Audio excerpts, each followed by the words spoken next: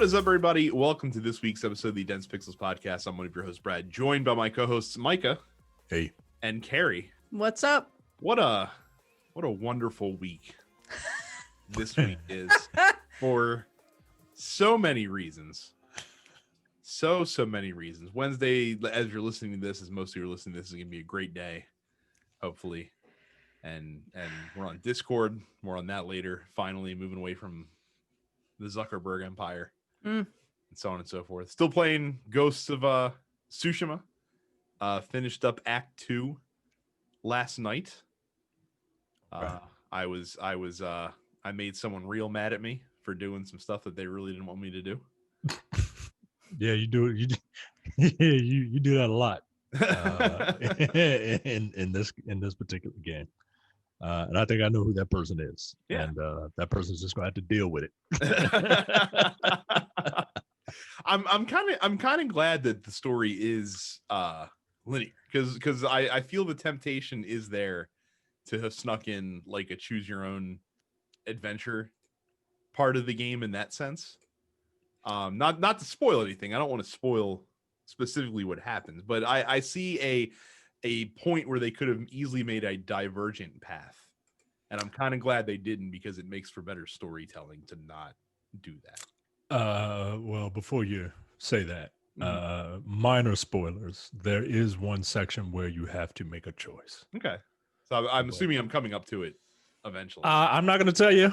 Fair enough. But yeah, there's a section. Fair enough.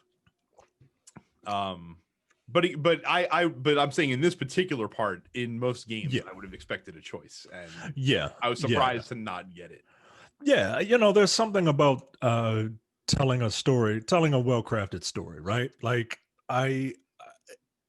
people or having the illusion of choice, but still telling a decent story, right? Like the problem that everyone has with Mass Effect is that you get all these choices. You can do all this. You can take red or blue. You can be a dickhead. You can be benevolent. But at the end of the day, there is an ending that you need to hit. Mm-hmm. And when you have too many choices, and then you have to figure out how to funnel everybody back to that one ending that you have in your head, it might not be received well. Mm-hmm. So yeah, there's something about just telling a decent story. Well, this one's a decent story, I'll say. Yeah. Pretty good. It's pretty good. I finished Breath of the Euro, the Greek Breath of the Wild. Well, you say the Greek Breath of the Wild, but since it's developed by a Montreal studio, we'll call it La Breath of the Wild. And yeah, it was fun. It was fun. I'll probably never go back to it. How much time did it take you to finish the game? Maybe 40 hours. Yeah, something like that. I probably they have a season pass and all that crap. I'm not getting all that. Yeah, they got a season pass. They want to add. So I believe in Breath of the Wild, there are 4 like major people that you have to help. Well, in Breath of the Euro, there are 4 Greek gods that you have to help.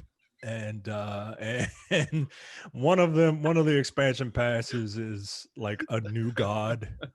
And yeah, I'm just laughing at the more we learn about this game, the more they're just absolutely cribbing from one of the most popular games in this generation. I feel like Nintendo has sent cease and desist orders for far less. Right? They have, except I guess you can't copyright game design and game mechanics.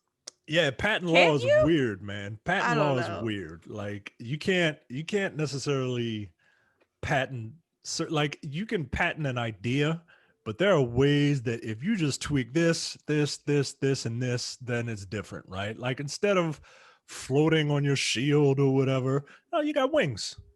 I mean, you do the same exact stuff, but instead of doing like this, you do like that, and and now it's different. Instead of having your stamina bar be a circle, it's like a bunch of like half circles. Are the dungeons also the insides of mechanical like beasts that you can pilot It toward a is central point on the map? no the dungeon, like the shrines or the Yeah. actual No, the shrines. actual dungeons, not the not the puzzle shrines, but the actual dungeons where you fight things. I know that there is the last dungeon is in the middle, Mm-hmm. right, where you fight the dragon that looks like Ganon, and it's in the middle of the map, and it's in like a volcano, and you have to dive into that volcano to try and fight it. So it's different enough, but it was a fun little game. But I probably will never ever go back to it. Not even for like the trophies, and it's an easy trophy game. It just requires like a lot, and I don't want to do that right now. So it's an Ubisoft Platinum. Yeah, Essentially. I mean, that's really what it is. All their games are kind of the same basic format at this point in time. Carrie, you were going to talk about the Monster Hunter Rise demo last week until your internet decided to take a shit on the internet for my whole block went out for like 10 hours last Tuesday, and it came back pretty much the exact time that we were done recording the podcast. Of course it did. I recall, because that's how that works always. Yeah, 100%. Yeah, so the Monster Hunter Rise demo on Switch, there's like two sort of like training things, and then there's two actual hunts that you can do, and like you can do the training an infinite amount of times, and you can do up to 30 hunts, and that's a lot of hunts. So yeah, it's good. Like the game feels good.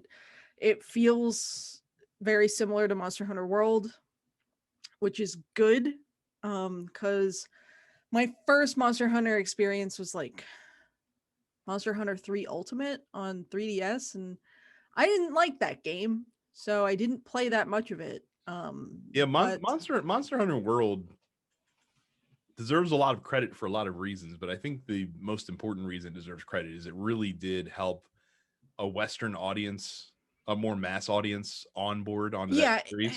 It made the learning curve manageable. There's still a lot of subsystems in that game that are difficult to learn and difficult to master, but it made the onboarding to those systems a lot easier. And so the kind of things that they're tweaking for Rise feels like a sort of natural next step from World in a lot of ways. So yeah, it feels good. Game looks good. The monsters look good. It plays really smooth. There wasn't any lag at all. This feels like it's going to be a fun time. I'm going to put a lot of hours into this game. I can already tell. You're not going to be. It's not going to feel like a step down going from playing Monster Hunter World on PC to playing it on a Switch, where it's just not going to be quite as smooth and pretty as it is on PC. I mean, here's the thing, like there's so much going on. It's not like you're gonna like stop and smell the fucking roses in World, right? You know, you're tracking a monster. I'm not there for the graphics. I'm there to fight big monsters. So it's gonna be more of that. The locale is really cool.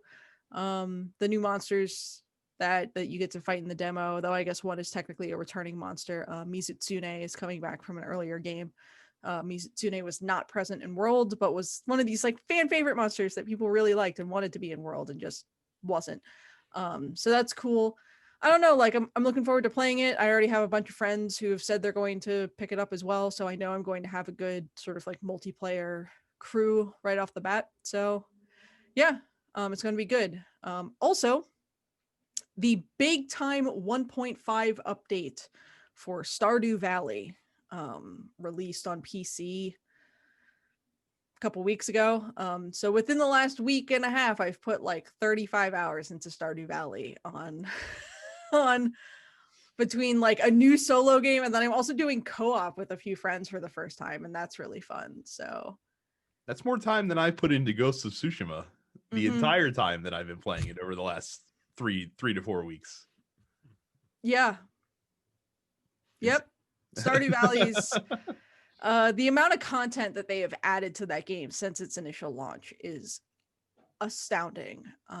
So yeah, I don't know. It's a fun game. That game's really fun to play in a co-op setting as well, because then you can sort of like split the duties and not feel super overwhelmed trying to manage every aspect of your farm by yourself, especially early game when that's really difficult.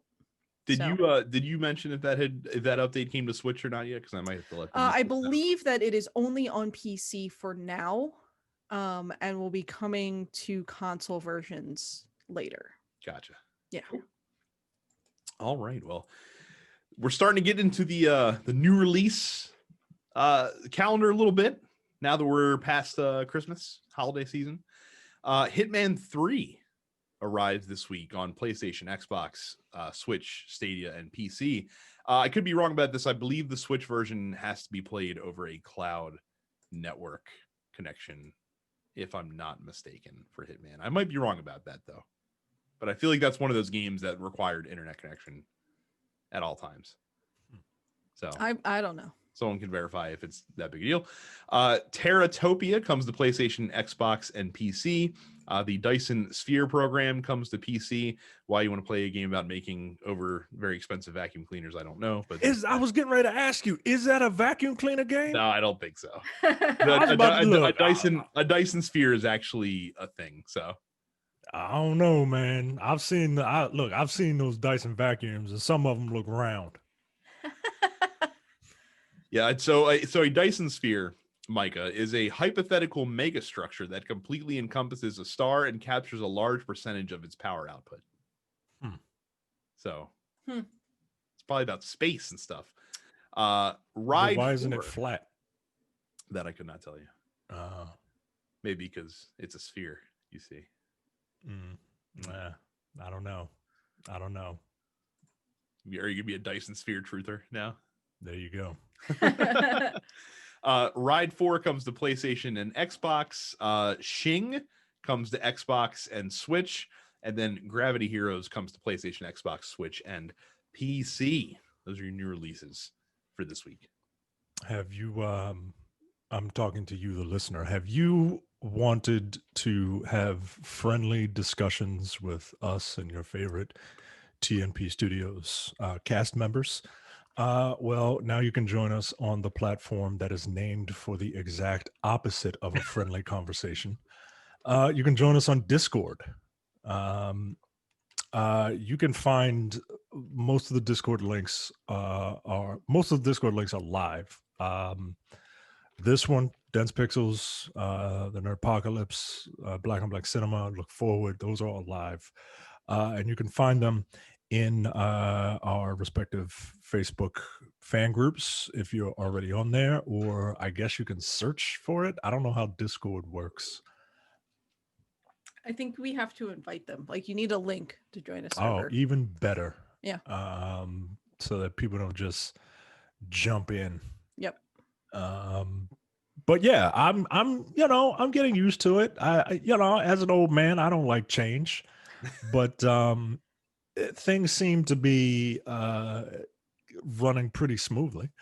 Everybody's taking to it like a fish to water. So, and it's cool, and I'm getting a bunch of little updates on my watch. So, we're trying to. This is new year. It's new us, new social media platform, one that's not as evil, one that doesn't enable white supremacy and misinformation and conspiracy theories until it is no longer convenient for them to do so. Yeah, unless we allow it. So I ain't allowing any of that bullshit. So yes, come find us on Discord. You can also find us on YouTube at youtube.com/densepixels. You can subscribe to all of our shows wherever you get your podcasts on the internets,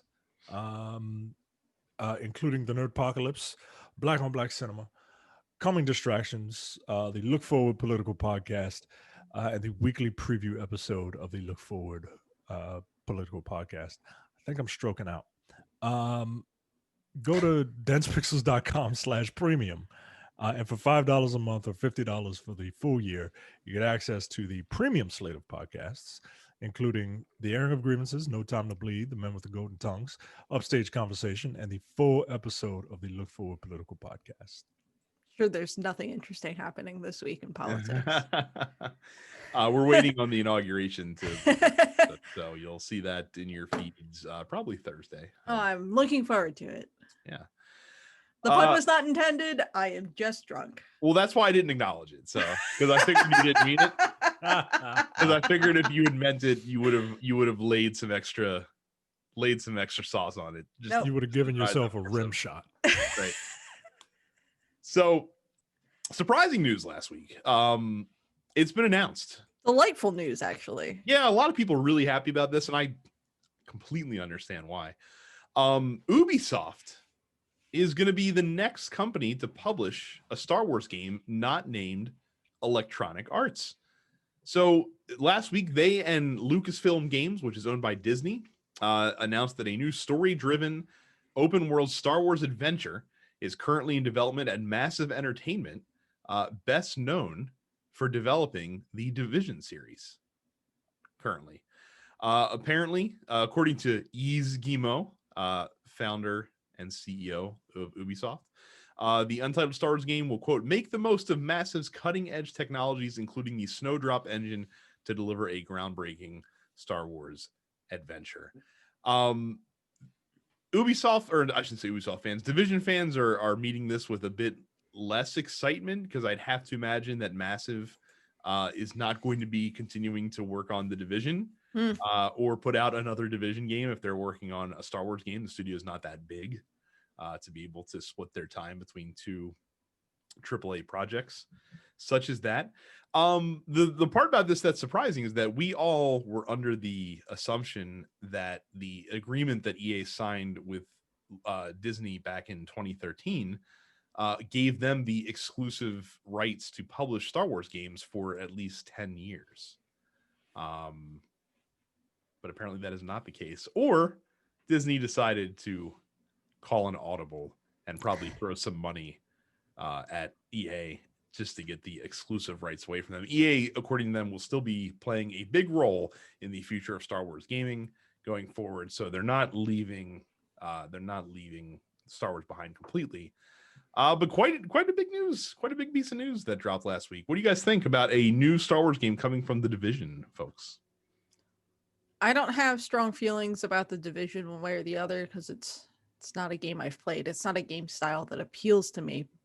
But I'm glad that someone other than Electronic Arts is doing something with the Star Wars license, because I think really until, I guess, Jedi Fallen Order, and to a lesser extent Squadrons, because I played Squadrons and I enjoyed Squadrons. I don't think EA did anything meaningful with the license while they had it.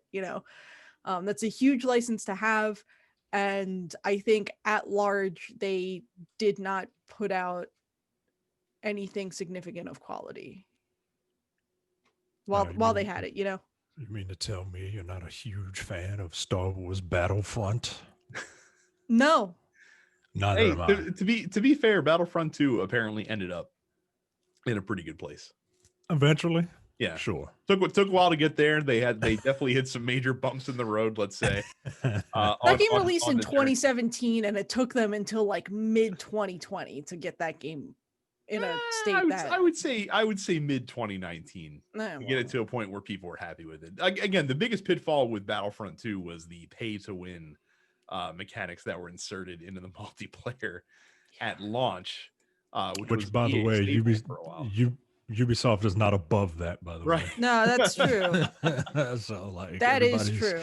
Everybody's like, oh, like just wait till you get an XP booster, a force booster. Yeah. To boost all your XP. It's also pretty wild how just injecting Star Wars into the news cycle towards a specific company sure is making people have a lot of short-term memory loss about a lot of other Ubisoft news that's been in the works for a couple months here. So funny that who cares about possible sexual assault when you just forget about it. Yeah, well, As I look at my lightsaber on the wall that I paid an egregious amount of money for at Disney World. Yes, that is true. Look, I'm excited for something different. I'm excited for a different type of game. Fallen Order was a bit of a breath of fresh air. Star Wars and first person combat just doesn't seem right to me. It never has, so I never got into Battlefront. Yeah, I always wondered why there hasn't been like a real like open world style Star Wars game in a minute. Okay, I'm about to say, if you're going to say ever, I'm just like, we're Oh no, like, come on, man. have you I'm been not asleep ridiculous. for the last 50? Yeah, I mean, they've literally put Star Wars in every genre except for what? Puzzle? No, I'm pretty sure there has to be a Star Wars puzzle game of some sort. There probably is. There probably is sure though like a mobile game that's a puzzle game. Yep. Yeah. Star Wars Puzzle Droids. Okay. A casual mobile puzzle game. Yes. Okay. Yeah, well, I literally don't think there is a gaming subgenre that Star Wars has not been in. To people say, "Oh, there was a Star Wars sports game." False. Star Wars Racer was the thing for sure. Yeah, Pod Racer. Yeah, I actually liked Pod Racer. I remember that game. It had a really good sense of speed. Surprisingly, the arcade version of that game is one of the most fun things on the planet. You sit in the actual pod. Ubisoft is making a Star Wars game. Okay. I'm not a huge fan of The Division. And that doesn't necessarily mean anything, right? Like that doesn't mean that it's going to be like The Division. It better not be like The Division. But I don't know. It's too early. It's too early to see. It's funny because everyone, of course, the knee-jerk reaction whenever you hear new Star Wars projects, people like, bring back 1313. That game was going to be amazing. Why did it have to get canceled? What's funny though is that if they did do Star Wars 1313, it would basically be like a Star Wars version of The Division for all intents and purposes. Yeah, probably. Yeah, it probably would. Based on the scope that game had when it was shown off briefly. That's pretty much what it was, is taking place in a self-contained area. Like in that game, I believe it was going to stay on Coruscant the entire time. But like the underbelly of it, right. And then you played like a yeah. Nobody knows about. Everyone wants to bring back 1313. Nobody knows what that game was going to be. They don't. They just hear the name Star Wars 1313, and the shit sounds cool. Nobody knew what it was going to be. Everyone who says that, they don't know what the hell they're talking about. Yeah. So, anyway. but listen, bit of exciting news. I'll be curious to see what that looks like in a couple of years when that game probably will release. I wouldn't expect it until like 2022, the earliest, if not later, to be quite honest. But we'll take a look to see what they have on deck for us there. Kingdoms of Amalur Remastered is coming to the Nintendo Switch on March 16th. So all you Switch owners that want to check out some KOA action, it's going to be there for you. Would not recommend playing that game in handheld mode. There's a lot going on the screen. And many times that is the one thing I will also go back and mention about Monster Hunter Rise. I would not play that game in handheld mode. That is a game meant to be played docked. Hey, Kingdoms of Amalur, good game. Terrible studio behind it. Well, the studio itself was not terrible. The people leading the studio, most specifically the person heading up the studio, Kurt Schilling can suck my dick.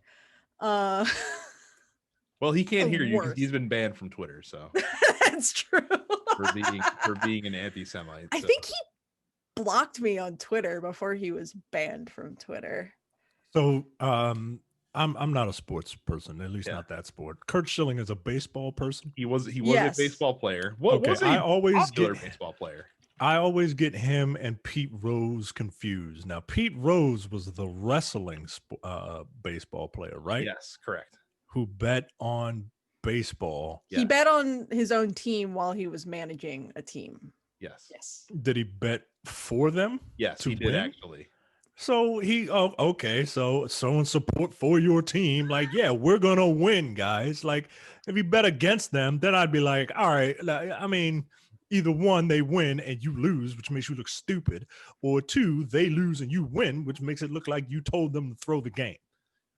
But if you bet on your team, well, but you have to understand, like baseball has a very serious past when it comes to gambling. Yeah, deep-seated history when it comes to betting. So they don't fuck around with that. Literally the reason why they have a commissioner is because of gambling in baseball. Yes. God damn. Yeah, they just go Kennesaw Mountain Landis ain't taking anyone's shit. Series. Yeah, go read about the 1919 World Series and you can learn all about gambling in baseball. God damn, 1919. Yeah. the Black Sox scandal. Or just watch 8 Men Out. That's also fine too. Also fine. But no, Kurt Schilling was a baseball hero. He was famous for pitching with like a suture in his ankle during the World Series, so that and it bled through his sock. Like the bloody sock game is a very famous baseball lore during the Red Sox World Series run in 2004. Everyone liked Kurt Schilling, and then Twitter happened, and he started to let his politics show, and that was a bad idea. Yeah, then everyone was like, "Wow, he's a raging racist, sexist, homophobic, anti-Semite." And also he bankrupted the state of Rhode Island through 38 studios. Like, yeah, got like I said, acquired a grant to run a game studio and ran into the ground within 18 months, basically. So. He's been a Breitbart person. Right. That's it. That's all 2016. You got to say. Yeah. That's all you got. Kurt Schilling again. Kurt Schilling can suck my dick. I would say unblock me on Twitter, but he can't because he's been banned like the asshole he is. But like you said, Kings of Amalur, good game. Yeah, and to be fair, Kings of Amalur only peripherally had anything to do with Kurt Schilling's 38 Studios. I guess they published. They published it, but it was actually developed by Big Huge Games, which is a local studio. Yeah. Back in the day.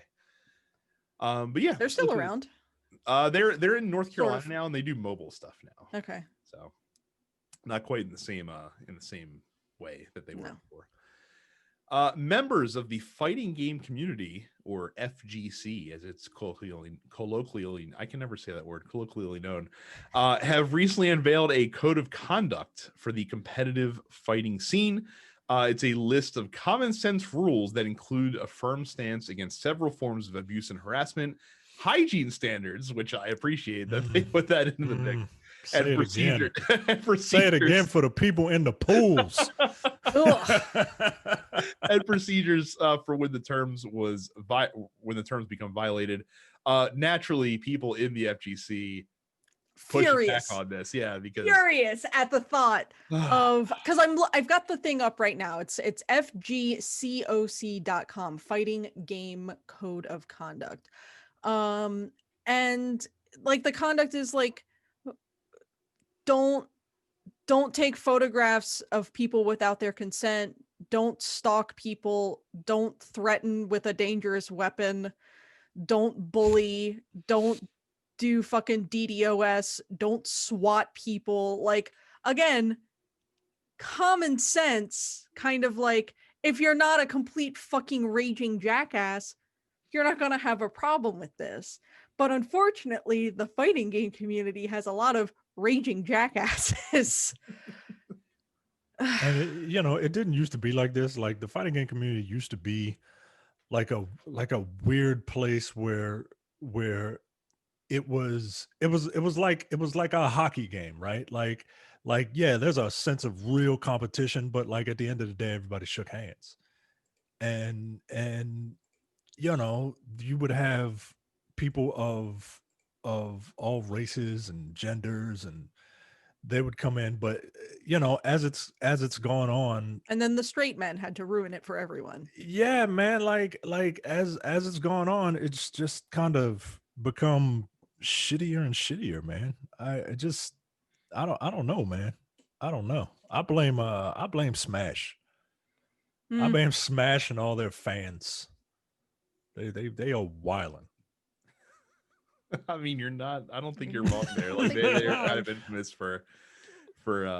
Look at a bunch of go YouTube Super Smash Brothers like freakouts or some shit, and just watch a compilation of just people just with struggle mustaches just throwing their controllers all over the place.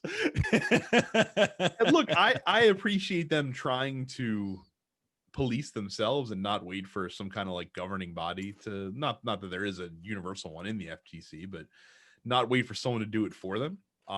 It's always better if you can get community buy-in on the ground floor. It's just a shame that people don't understand that there's an issue that needs to be addressed. Like it's like you have a fucking terrible reputation. If you want the scene to grow and legitimize, you have to take these kind of steps. But that's the problem, is that a lot of people that fight back against that don't want like they want it to be the indie band that they like, but they don't want everyone else to like it because then it won't be as cool. And it's weird because like part of fighting games is the mind games. You know, it's the trash talk, it's the smack. But like you gotta, it's all the bravado, right? You can engage in trash talk without being racist or sexist. Like, exactly. Like it's such I played in pep band in college. Like I know how to engage in trash talk against an opponent without being a complete, like, again, without being a phobic of any sort. Because I would have been removed from pep band if I had, been a racist, and it would have been fine for me to be removed because I would have been racist, Right. This is like basic stuff. So I mean, hopefully tournaments adopt this, and hopefully the fighting game community space can become ever so slightly less toxic, but who knows? Wash your ass, man. God damn. Please wash your ass.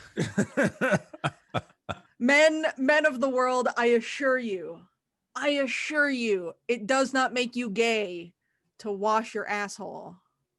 That you can put a loofah between the cheeks and it's not going to make you gay. I promise. 3.1.15. Creating a nuisance or a hazard by neglecting personal hygiene, refusing to take appropriate hygienic or medical precautions, or engaging in or encouraging others to commit any hygienically or medically unsafe behavior. I don't know what hygienically unsafe behavior is, Not but washing it sounds like something I do not need to know. No. Wow. Let me tell you something. Not that I had a problem before keeping a clean asshole, because like you said, you should. It's not hard.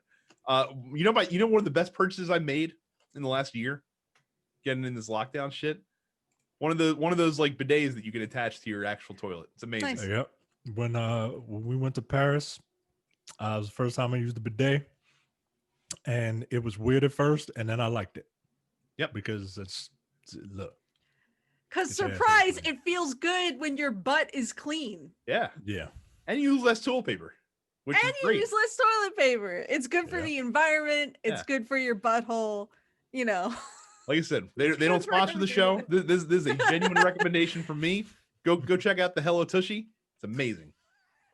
It's like $100. It'll pay for itself within a year.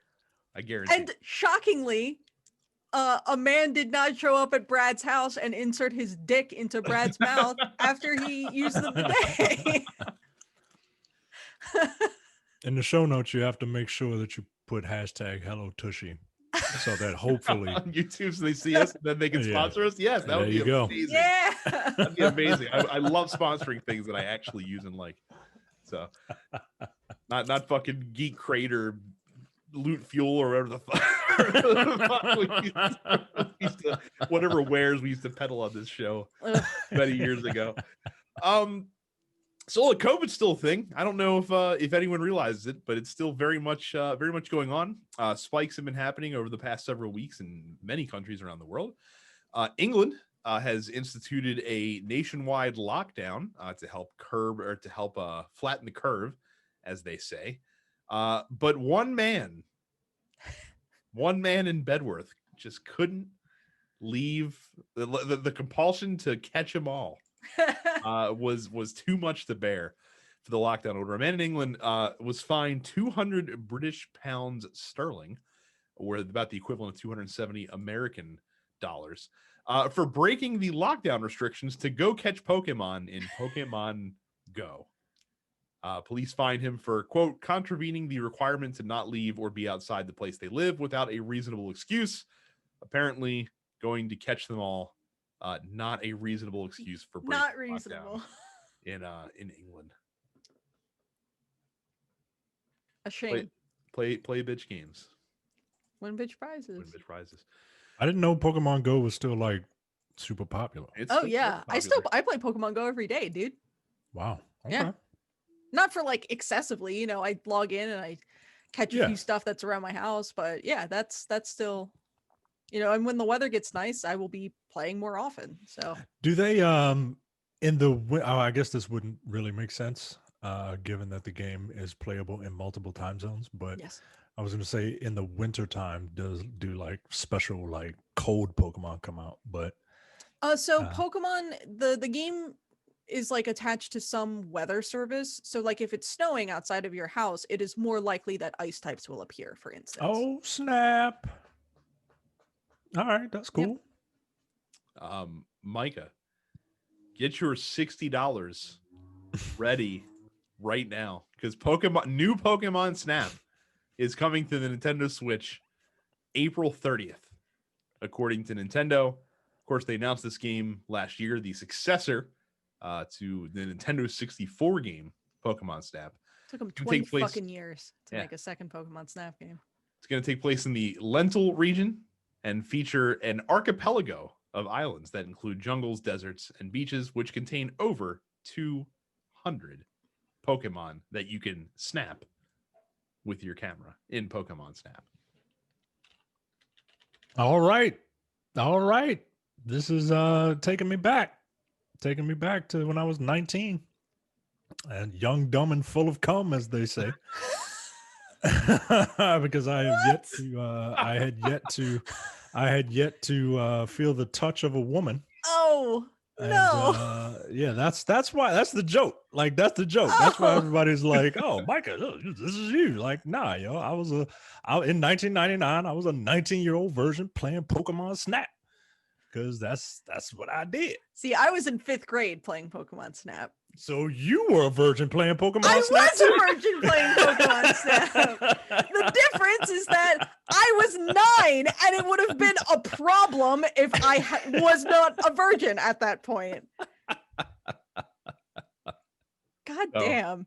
I don't think this is going to be the phenomenon that Animal Crossing was this year as far as spring releases go. No, but what's nice, at least from my perspective, is what I have coming out is we have this sort of like steady trickle of games coming out month after month. So it's like, all right, cool. I've got fucking Persona 5 Strikers next month. I've got Monster Hunter Rise the month after that, and then I've got Pokemon Snap in April.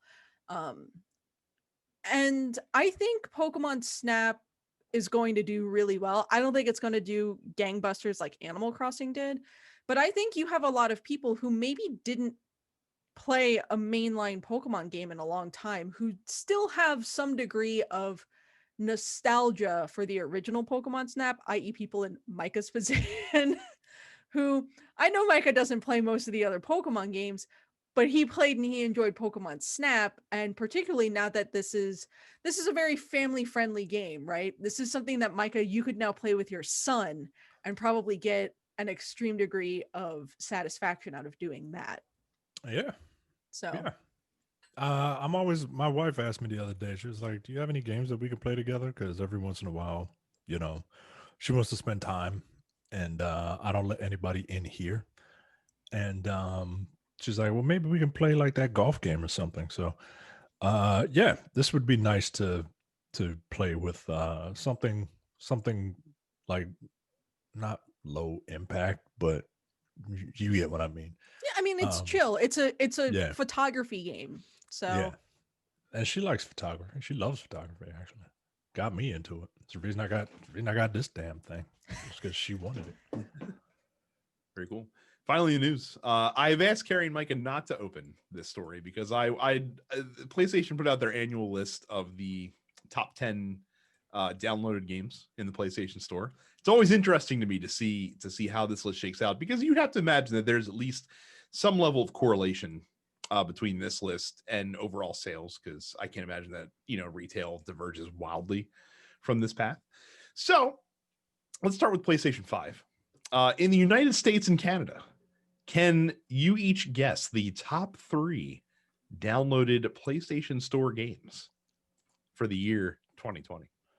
Call of Duty, because it's always Call of Duty. Yeah. Assassin's Creed. What else came out? I can't think of anything else that might have came out. I'm gonna just think of the PS5 launch lineup, because that's basically what it's. Spider-Man. Yeah, I'm gonna say Miles Morales, Call of Duty, and like NBA 2K. I am impressed that between the two of you, you correctly listed the games that are in the top 4. Okay. Micah actually got all the top 3 correct, just in the wrong order. Oh, snap. Number 3 was Assassin's Creed Valhalla. Number 2, Spider-Man beat Miles Morales. Oh, wow. Okay. All right, young black man. Yeah. And number 1, Call of Duty Black Ops Cold War. Perhaps shockingly. Now this does not count upgraded versions. So like anyone that upgraded from the PS4 version to Call of Duty doesn't count in this list. This is PlayStation 5 purchases. Shockingly, Demon's Souls rounding out the top 5 ahead of both Madden and FIFA in terms. But people were really looking forward to that, right? Yeah. I'm still a little surprised that it's as high as it is, to be quite honest. And weirdly enough, Immortals Phoenix Rising, despite releasing at the very end of the year, pretty much, beating out Watch Dogs Legion for the. See, I mean, look, we joke about Ubisoft releasing a game and then 4 weeks later cutting it in half, but it worked. It worked on me. So let's move on to PS4 games. Can you name the top 3 PS4 games in North America? I mean, I gotta imagine Call of Duty is there again, right? Yeah. It is the number. Black Ops Cold War is the number 1 selling game of 2020.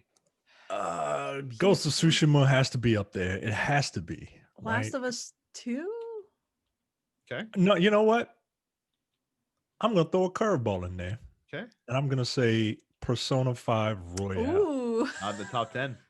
Oh, really? Yeah, I was. Not in the top 10. Yeah. They're probably still doesn't playing the surprise first me. one. It's true. Yep. Number 1, Call of Duty Black Ops Cold War. Number 3, Call of Duty Modern Warfare. Grand Theft Auto 5 again. And the number 2 game is Grand Theft Auto 5. Wow, It dude. cannot be stopped. Now, Micah, since you have not looked yet, there were 3 prominent PlayStation exclusives that came out last year. Ghost of Tsushima, Last of Us Part 2, Final Fantasy VII Remake. Can you tell me what was the top selling one of those 3 games in the PlayStation Store? Oh man, I feel like it's Ghost of Tsushima because it's a new property.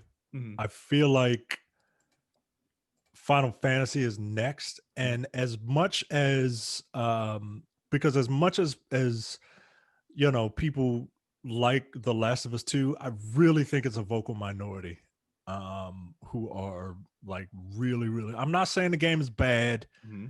But I feel like the people who love that game really love it, and the people who just kind of like that series the first one was fine. I don't need to play it again. And I feel like more people have that mentality. So Ghost of Tsushima, Final Fantasy, Last of Us. I'm surprised that you put Ghost of Tsushima in the number 1 spot there.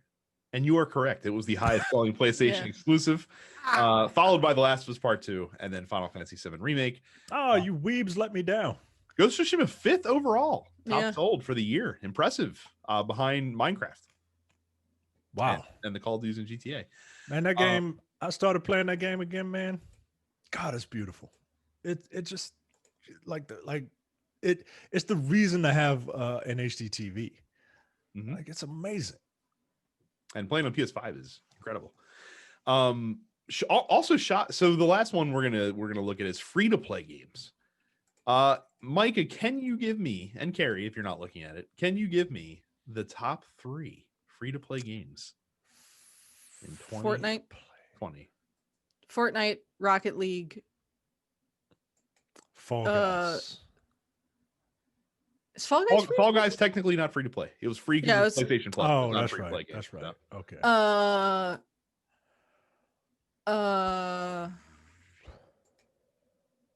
Didn't Call of Duty have they do indeed have a free yeah. Oh God, so like the Call of Duty bullshit,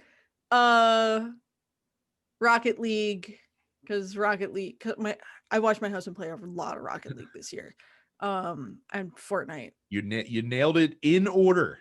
Oh no shit, no less. Call of Duty Warzone, Rocket League, and Fortnite. Coming behind that is Apex Legends at 4, Rogue Company at 5. Somewhat shockingly to me, Genshin Impact down at 7. I thought that game was more popular than that, but down at 7. Destiny 2 is 8th. Not bad. Dragon Ball Xenoverse 2 Lite rounding out the top 10. I did not know that they put out a free-to-play version of Dragon Ball Xenoverse 2, but they did. So yeah, that's your top 10 PlayStation games across the various categories. Like I said, I like running this list out every year because it's always interesting to me to see what is selling. Because I always, again, we get so locked into like the nerddom of the game industry that we forget that there's a whole lot of filthy casuals out there playing a lot of games that appeal to filthy casuals. So there you go. I'm impressed by Ghost of Tsushima because I don't recall that game getting like the gigantic marketing push. I was pleasantly surprised about it as well. I would not have expected it to be above The Last of Us. Yeah, like The Last of Us, like it's from a studio that makes incredibly good cinematic experiences. I remember it getting the marketing blitz like a movie getting ready to come out. And it's got and it's a sequel. Yeah, so for a brand new property that takes place in a foreign land and stars a bunch of people that you don't know. Well, I guess you don't really know them in The Last of Us, but that wasn't like pushed heavily to the mainstream. Yeah, man, that's a testament to how good that game is, and people are just like, you got to play this. Very much so. Now, that might be, I think if overall sales were looked at, I bet you Last of Us 2 probably sold more. Like Ghost of Tsushima wasn't on the European list, for example, at all, in the top 10. And I would imagine that Last of Us 2 probably did better at retail than Ghost of Tsushima did. But again, still, I agree, very impressive to see it in the top 10. So that's your news for this week. Go to www.densepixels.com/Amazon for all of your Amazon purchases. When you go to www.amazon.com/densepixels for all your Amazon purchases, you get what you want and you help us out. It's the easiest way. It's not the best way. It's the easiest way to help the show. Let me help you out. What can you buy? You can buy Light of the Jedi. That's the last thing I bought. And yeah, you can buy that at densepixels.com/Amazon. If I could be so bold, if you have a Kindle recommendation, a book, Mass Effect Revelations. Finally started reading the Mass Effect series. Revelations, the first book in the series. I really like that book. Yeah, it's an easy read. I read it in like 3 days. That's like Drew Karpyshyn or something like that. It is, yeah, I really like that book. Writer of the game. Gives it's kind of like a prequel for the Mass Effect video game series. You get to learn a lot about Captain Anderson and about Saren before Saren went crazy and was indoctrinated. Fun little story adventure with them. Listen, good book, easy read. If you like Mass Effect and you haven't read them yet, I'd highly recommend it. I'm going to be checking out Ascension soon. I've heard the first 3 Mass Effect books are good and avoid the 4th one like the plague. Yeah. So. Just don't worry about them. Yeah. We went like 2 weeks without being forced to talk about Cyberpunk 2077. That will come to an end. Look, I got to tell you, like before we even get into this, I'm a pretty pragmatic person by nature. Like I tend to approach things with a steadfast realism, and I don't let myself get too high or too low in most situations. When it comes to video games and playing video games, not the industry, but when it comes to games coming out, you guys all know that I am an eternal optimist, and I'm able to fall into hype just as easily as the rest of you. But over the last 5 years, the industry is trying to beat that optimism out of me, because between The Last of Us and Anthem and now Cyberpunk, they're trying to shit on my parade and ruin all of my good times. I don't like it. Those franchises are people are starting to become obnoxious with it. And you know, it's like the rise of the celebrity chef, right? Like, yeah, okay, this person has a personality and feelings and stuff, but like, I just want to eat your food. I don't need to hear you cussing and all that. I don't need, you know, to just tell me where to eat and give me and don't be a dick about it. Or make me some food and don't be a dick about it. Like, give me your game and don't be obnoxious about it. Like, the game will speak for itself. Well, Micah, unfortunately, CD Projekt Red finally came out weeks after all this controversy has been laid bare. The CEO of CD Projekt Red put a video online apologizing for the lead up to the launch and how the game released. They laid out the roadmap for what's to come. So there's 2 big patches coming in January and February. There's some free DLC coming mid-year, and then the free next-gen console upgrade is coming probably in late 2021, which means I'm probably not going to be playing Cyberpunk until late 2021. But essentially, they said here's some quotes from this video. It's like a 5-minute video. You can watch it if you want. They underestimated the task of making a game optimized for PC to run smoothly on 7-year-old consoles, despite the fact that other game companies do it all the time. But, you know, that's fine. He says to not blame the testers. But it turns out that the testing that they didn't show a lot of the issues that people experience while playing the games, which leads me to ask the question, what testing did you do then? Right. On these old consoles? I'm willing to believe they didn't really do much of anything. At least not on old gen consoles. They probably just fucking tested the shit out of it on PC and threw some spit on it and good luck, everybody else. This will work great. But yeah, again, it's still not on PlayStation. Still can't buy it on a PlayStation on the PlayStation Store, which is funny to me still that we're still at this point. I still I find it hard to believe that he literally went out and said, our testing of older consoles didn't show many of the issues you experienced while playing the game. And I find that very difficult to believe. Also, again, like, they had how much time to spend on this while the older consoles were the current gen systems and they couldn't make a product that worked. Well, and here's the other problem too, is that he also did not even mention one of the other major criticisms of not allowing reviewers to post their stuff until the game launched online. Like basically hiding the jank and hiding the bustedness from everybody and not putting out console versions for review, like forcing every reviewer to play it on PC. Again, it's deceptive. It's absolutely deceptive. They didn't mention crunch in the video. There is something on their website that says that the team is working to bring relevant fixes to the game without any obligatory overtime. But again, that's something that was also criticized. You guys made a big fucking stink about how there was going to be no crunch in your game, and lo and behold, there was absolutely crunch in leading out to it. And it looks really bad, especially because pretty much the day after this statement went up, CD Projekt Red got Schreiered, essentially. Bloomberg News put out a story from Jason Schreier that is basically a very short version, but very similar to the Anthem expose that he put out in the wake of that. where he talked to 20 current and former CD Projekt Red staffers. Only one of them on the record. Most everyone else was anonymous for obvious reasons. And they basically said, yeah, like essentially, it's funny how much similarity there is between the Cyberpunk development and the Anthem development, where they basically said, hey, this is a problem. Hey, I don't know how you think we're going to hit these release targets. Like, what are you guys doing? And their attitude was basically, well, we made The Witcher 3. It'll all work out in the end.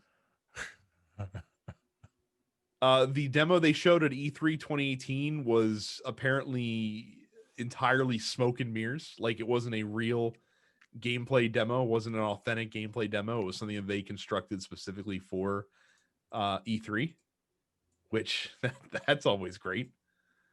But yeah.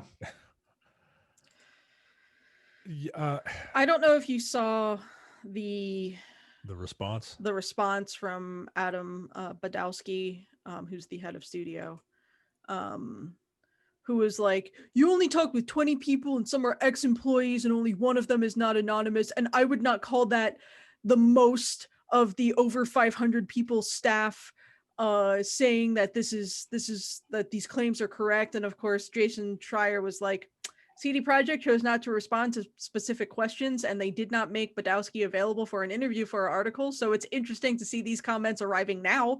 If he wants to talk to me about this, I'm happy to interview him anytime. Yeah, it's just like I said, and if that's not confirmation, because again, it's not like Jason Schreier put this out. Like Bioware did the same shit. Bioware did the exact same thing when he put out the Anthem article. They're just like, oh, he didn't talk to us, and he's like, yeah, I fucking tried. Like, I can show you the emails. Yeah. What? Like I got all day. I'm literally here all day. I'm a journalist.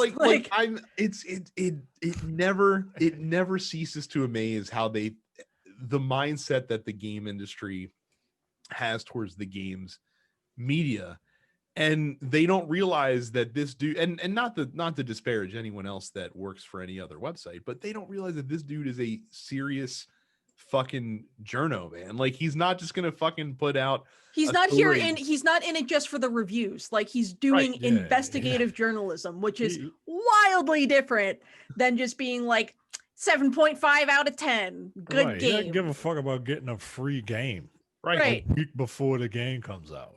Like, nah, yo. Like, and I love how they all try to call him out on it. Well, you ain't talked to me. I tried. I'd like to talk to you right now.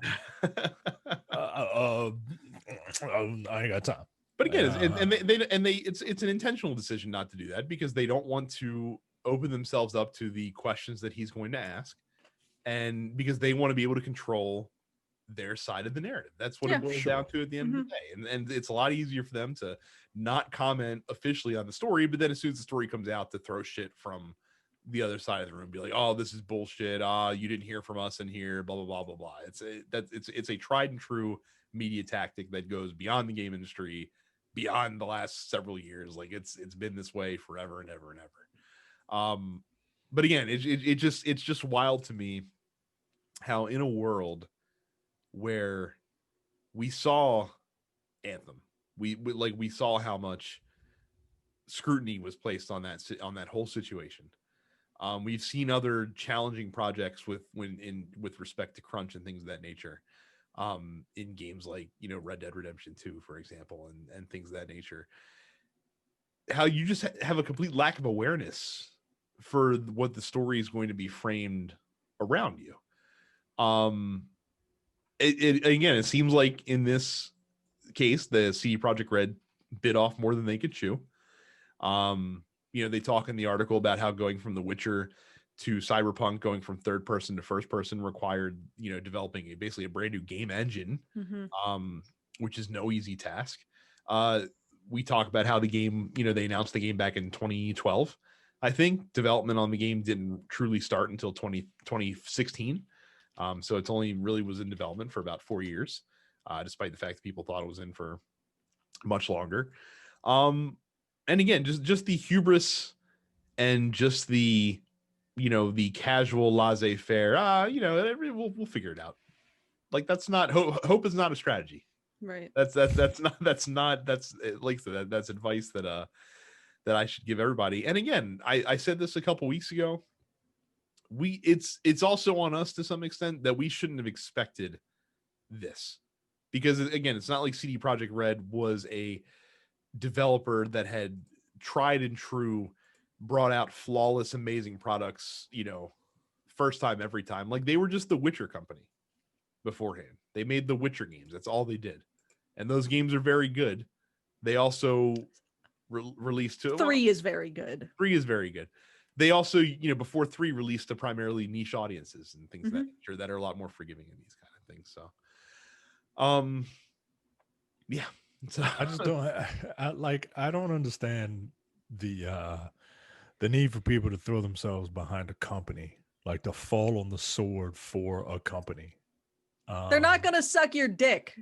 Like they're not gonna give you a free game. Like right. I understand being a fan of something. I'm a fan of a lot of things, but like if if in the face of overwhelming evidence that this company is not necessarily doing something great, I got to take them to task, right? Like, look, I like some Ubisoft games. I'm a big fan of Assassin's Creed. I like But yo, Rayman. Ubisoft, but Ubisoft is a fucked up company, man. Like, it just is. And and just like the irony of CD Projekt Red making a game all about down with the corporate establishment, man. And like, yeah, they're the corporate establishment. Like, yeah, like the fact that the fact that this dude can come up here for an hour, 5 minutes, and just give a pretty lame mea culpa. I mean, as soon as I saw it, I just rolled my eyes, man. Like, you don't need to do all this, but it works on people, and that's why they do it. Well, again, this is also the time for this was not 5 weeks after your game came out when all this has been left to fester. Like, the time for this was in the immediate aftermath. Right. And I get if you don't want to do this until you have a roadmap to present, but at least some acknowledgement that you fucked up early before people all bought the fucking game. Like, that's the other thing too that galls me, is that they did as much as they could to hide this shit and sweep it under the rug and keep it under wraps. And I don't know how they didn't figure that this was going to backfire spectacularly on them. But again, hubris is a hell of a drug. And did it truly backfire on them? Probably not. Because again, 30 million copies sold in the first couple weeks. So yeah, people will, and look, it might sound like I'm talking out of both sides of my mouth. I like the game. I liked it enough to finish it. I was fortunate enough to have a next gen system to play it on, but like, it's not the most revolutionary thing in the world, and it's a fine game. But it's not. Yeah, like, I don't know what people were expecting, but I was expecting Cyberpunk Skyrim, and that's kind of what I got. There are really good at things about that game. It's just that the execution is flawed, and if they fix it, that instead of going out and we will earn your trust again and all that. Like, I don't need all that shit. Just fix it. Just make it work like you said it was going to work. That's it. Yep. So stop releasing games in Delta, assholes, all of you. So. Yeah, man. As long as people have been waiting for it, you could have pushed that thing. You could have pushed that thing another 6 months, and people would still be clamoring for it. Right. Like, what's going to be worse PR for you? Releasing the broken game or pushing it out, 6 months, but it's good when it releases? Yeah, man. Look, I get it. Like, there are business aspects to it as well. But again, that's poor management. So we turn to the post office. And as a reminder, on the new Discord server, there is a post office channel that is open week round. So you can post your questions all week long. We will go read them, the previous week's questions, essentially, on the show. Our last hurrah on Facebook here, Amir says, This will probably make you feel old, but do you think that kids will see the Indiana Jones game as an off-brand Uncharted because the time the game comes out, we'll already have the Uncharted movie out? I don't think so. Carrie, you shake your head, but there are more people in the generation just below you that haven't seen any of the Indiana Jones films because there hasn't really. I mean, there hasn't been one that's released in the past 12 years. There hasn't been a good one that's released in over 30 years. Yeah, I mean, I don't know. I feel like there's something about Indiana Jones that just feels like core to pop culture. Maybe I'm wrong. Maybe this is me being a fucking old person. But I don't know. I feel like there's at least some sense of awareness as far as like Indiana Jones came first. So I don't think you're going to get people being like, oh, this is a knockoff of Uncharted. Like, I think people will recognize that the franchise is older. Maybe I'm being too optimistic. Yeah, welcome to your 30s. Yeah. I think you are being optimistic because I think there are a lot of folks that understand that Uncharted evolved from Tomb Raider, but they don't necessarily, if they aren't aware of Indiana Jones, they might not know the overall inspiration for Tomb Raider. It is going to be terrible when some kid says, "Oh, this is some fucking Uncharted bullshit," like, you know, something or other. That's going to be sad to me. I think there'll be more than a few, especially younger kids like teens and stuff like that. And if that's the case, if you're a teen and you don't know about Indiana Jones, smack your parents. It's their fault. They did a poor job raising you, not exposing you to classic cinema. Gustavo says, hello, Dense Pixels hosts, and welcome back to the 2021 Premier League $50 league position extravaganza. We're halfway through the table, or through the fixture list, I should say. And there's been a few surprises in the league table involving your clubs. Here are the places that each host predicted. As a reminder, I predicted my beloved Tottenham Hotspur to finish 6th. That's looking still like a decent prediction at this point. Micah went with Chelsea Football Club to finish 5th, or to finish 7th, rather. Sorry about that. They'll probably finish a little higher than 7th, but you're in the ballpark, Micah. Terrence with Leicester City finishing 5th. I don't see that maintaining over the course of the season, but I don't know. Carrie had not made a prediction though about. I didn't realize this was United. A thing. It is. Today. Carrie Newcastle predicted, sucks. Yeah, Carrie, they do suck. Carrie predicted a 15th place finish for Newcastle, an excellent prediction. Leonardo says, or Gustavo rather, have said, if you'd like to change your prediction, but you only get $20, you can. Mike, how are you feeling about Chelsea Football Club? Well, I'm looking at the Premier League standings. Table. It's called a table in soccer. Oh, wow. Table, whatever. I just Googled Chelsea standings. I don't know what I'm looking at, but I see a number 8 next to Chelsea. They're currently in 8th place. Chelsea is, yes. All right. How much longer do we have? How many weeks left? We are literally halfway through the. Well, there is no playoffs. First of all, Micah. Oh, there are no playoffs. There's no one and done playoffs. No, there are no playoffs. It's just the regular season standings are. How does this work? So in league play. This fucking stupid kickball game.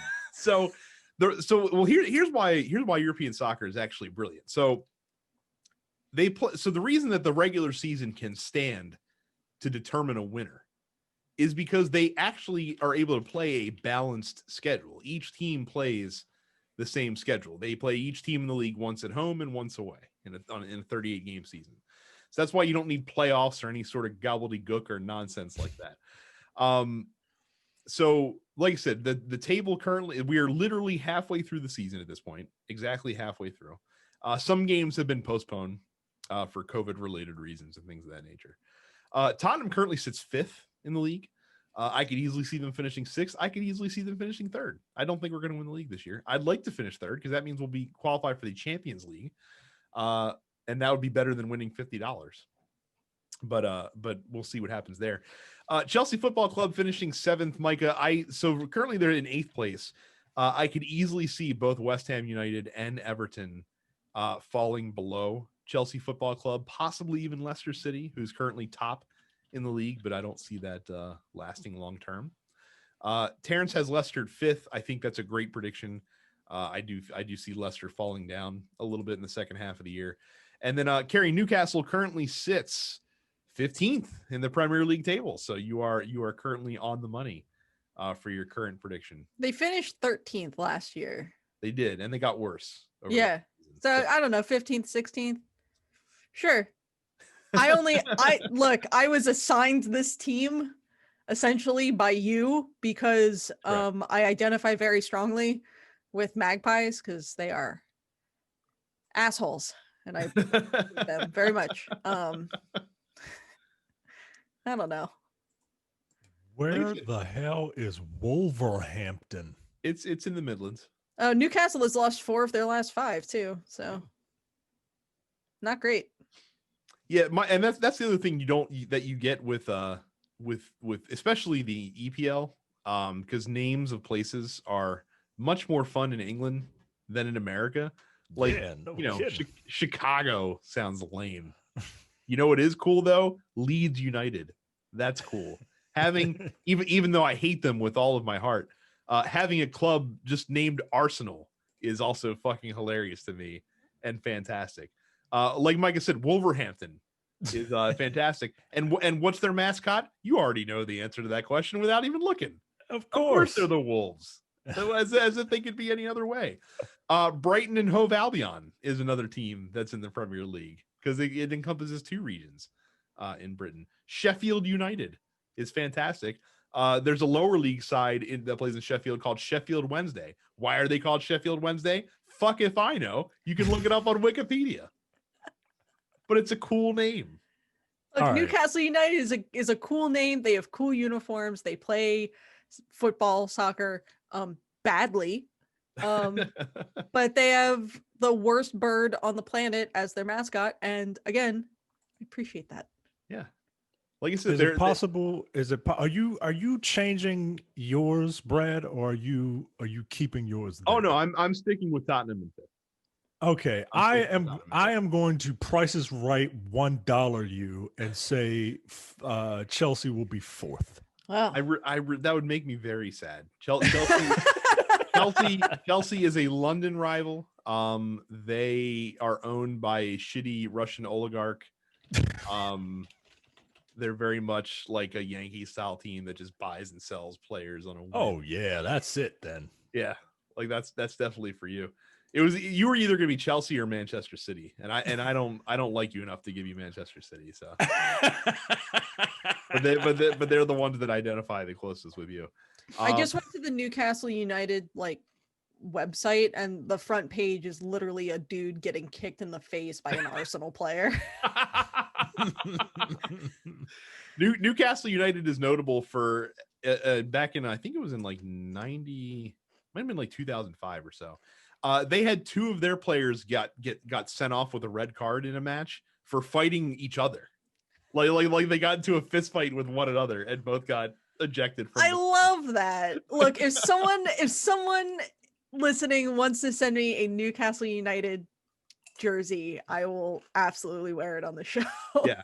And that and I will start paying attention to Premier League if someone does that. That anecdote sums up Newcastle better than anything else I could say about them, is they had two players on their club fight each other and get red carded from the game for doing it. So Henry where asked, does one real quick, where does one watch Premier League? Isn't it on ESPN? No, actually. So the Premier League is owned by, the rights are owned by NBC. So you can watch them on the NBC suite of networks, including NBC, NBCSN, and Peacock if you have a Peacock subscription.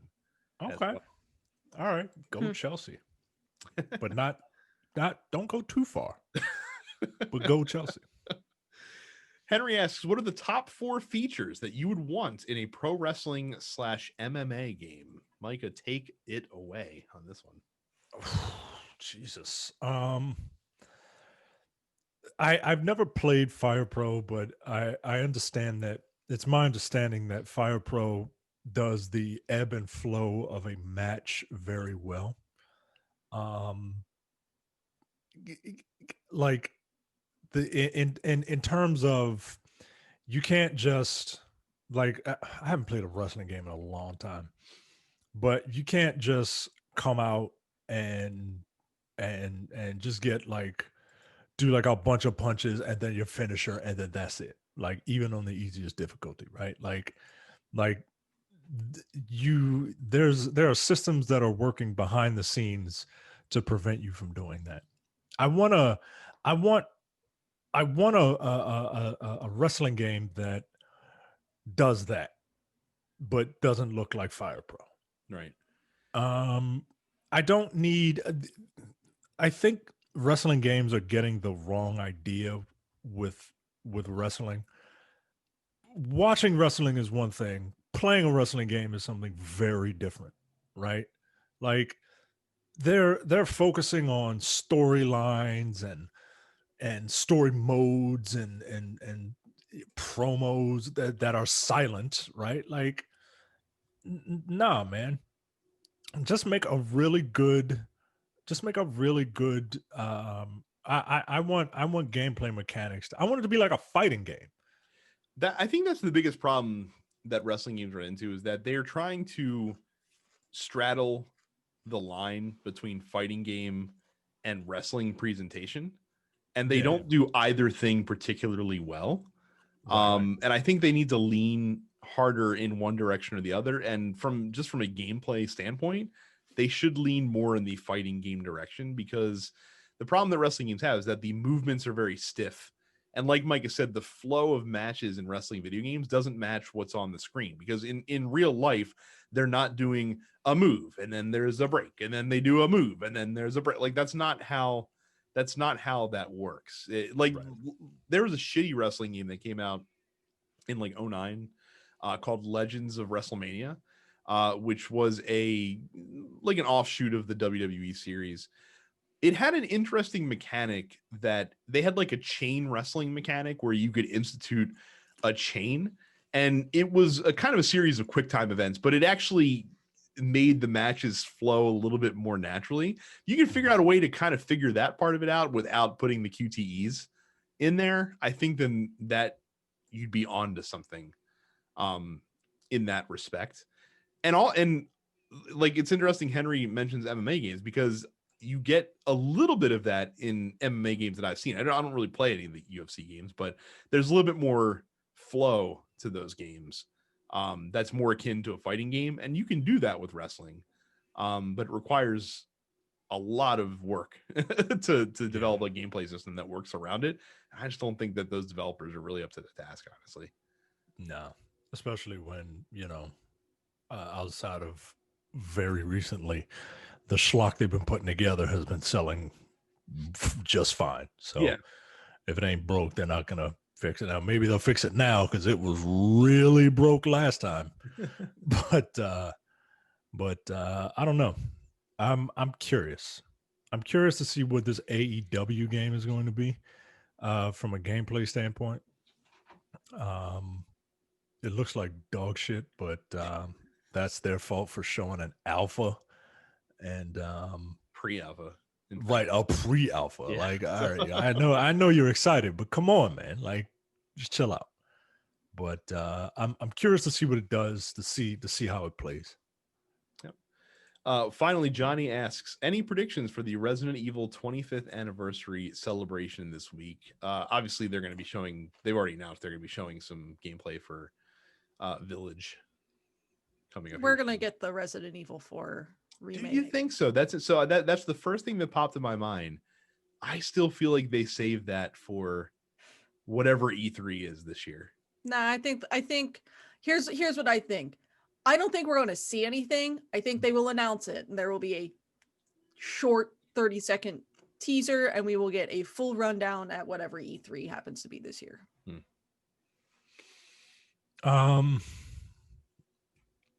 Leon Kennedy in Smash Ultimate. It's not an outlandish prediction. No. Honestly, that's at this point not the strangest thing that would happen. I think. Look, I'm only half joking. I'm only half joking. I don't think you even need to be half joking. I think you could be completely serious, and I think it would be reasonable. Yeah. So it's tough, right? Like I'm not sure. Like Resident Evil I don't feel like lends itself as well to anniversary celebrations, especially considering that you just got 2 things that might be announced at an anniversary celebration in the past couple of years. Yeah. When it comes to Resident Evil, between 2 and 3 remakes. It's interesting. I agree with Carrie's assessment in that they do have to come with more than just Village if they're making a big deal out of the anniversary part of it. It'll be interesting. Yeah, interesting. I think a 4 remake is inevitable though, especially with given the success of the 2 and 3 remakes that have come out. I mean, for fuck's sake, the 3 remake was serviceable and just not as good of a game, and people were just like, yeah, it's fine, like it's good, like it was so good that it's just, just doesn't hold up next to that. But I think 4 definitely would. 4 absolutely. 4 is still, I think, the most popular game in the franchise. So yeah, I think we're getting that announcement. If they're doing this anniversary event, like they got to do something that isn't just like, here's the fucking big titty vampire lady for a half hour by Village. That's all I've seen on my Twitter ever since she was revealed as a character in this fucking game. Everyone's just like, big titty goth mommy, and I'm like, all right, like I'm here for it. But also calm down. Do you think you could get away with naming the show Big Titty Goth Mommy? I don't think so. That's a shame. I don't think so. Because I think if you named the show Big Titty Goth Mommy, we would suddenly have an influx of new listeners. But I might come up with a clever way to incorporate that title into the show. That doesn't get us banned from YouTube. So, we'll see. Big mommy milkers. I feel like putting titty in a YouTube title would probably get caught up in an algorithm somewhere along. Oh, probably. So, same with Facebook too. Facebook will be like, yeah, you know how you guys are getting off the platform soon? We're gonna accelerate that for you a little bit. See, you gotta fool them and just be like, big tidy goth mommy. See, it's just a giant maid who is a goth and she keeps things tidy. Well, like I said, I will come up with a clever title and it will be hopefully funny. And then when people get to this point in the show, they will laugh because they will realize why. They're like, what the fuck I already have it in my head what I'm going to do. So. Good, great. So we're good. Glad I could provide that for us all this week. Well, look, it's better than my original title of Dyson Sphere Truther because it's as funny as this. So look, I am here. Look, again, about 15 minutes into this episode, I finished 24 ounces of margarita from Mezcal, which if you are local and you've had a margarita from Mezcal, you know is 95% tequila with like a splash of lime. So yeah, I'm here to bring the chaotic, bisexual, horny on main content to the Dense Pixels podcast. Don't forget, the post office is open week round now in Discord. So make sure to check out our Discord. You can find the invite to the Discord group in our fan group on Facebook, densepixels.com/fans. So go there and join if you haven't joined yet, and then click the link and join a Discord, and then say fuck off on Facebook because in a couple months that's not going to be around anymore anyway. So again, get in on the Discord. Subscribe to the show wherever you get your podcasts. Make sure you follow us on YouTube, youtube.com/densepixels. Click the subscribe button and ring the bell icon, and then follow us on Twitch as well. I am Dense Pixels Brad, Terrence is Apparition 410, and Carrie is Sup It's Carrie. I'm actually going to be on a friend stream this weekend. So this weekend was supposed to be virtual MagFest, and then like MagFest as an organization, shit went sideways. I don't want to go into it on the podcast right now. Happy to go into it on the Discord if you want info on that. But instead, my friends at the New York Snark Exchange, they have done an event in the past called FamFest, and I have done an event in the past called GamFest. Both of these are legally distinct entities from MagFest. So this weekend, Saturday and Sunday, starting at 4 p.m. Eastern, we are holding an event on the New York Snark Exchange Twitch that's called Gam Fam, also known as Fam Gam. And we're actually getting each day starting at 4 p.m. You're going to get a Baltimore Gamer Symphony Orchestra performance. And then starting at 5 on Saturday, I will be streaming some Monster Hunter World. I'll also be in for Jackbox and Among Us and some other stuff as well. So if you're not doing anything this weekend, come hang out with us. This is how much of an old man I am before we leave. This is how much of an old man I am. You said Gam Fest, and I'm thinking this is about like a festival for like the Rockettes. We just see their legs. That's the joke. Ah, yeah, because Gam I Fest. get jokes. Yeah, you do get jokes. It's rather than the music and gaming festival, which is MagFest, I decided to create the gaming and music festival, also known as GamFest, which is also a celebration of thick thighs. So very cool. That is it for us this week. Again, get in on the Discord. It's going to be a good time. We've been wanting to do this for several months, and then finally Jay took the initiative and ran with it. Jay, who got banned from Facebook on his main account. Well, you know, he had lots of free time. He keeps his Facebook accounts keep getting banned, so he had lots of time to finally get it going. So it's there. Like I said, message us for details, and that's it. We'll see you next time. Thanks. See you. You're watching the Dense Pixels YouTube channel. Click the subscribe button while you're here and make sure you check out our weekly podcast where we discuss the latest gaming news and our impressions on what games we've been playing.